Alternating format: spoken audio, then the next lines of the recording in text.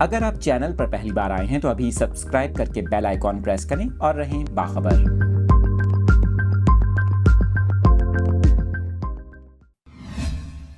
Details آپ کے ساتھ شیئر کر رہے ہیں۔ سپریم کورٹ کی جانب سے اہم حکم نامہ جاری کیا گیا ہے۔ سپریم کورٹ کراچی رجسٹری میں نسلا ٹاور کے متاثرین کی درخواست پر سماعت ہوئی۔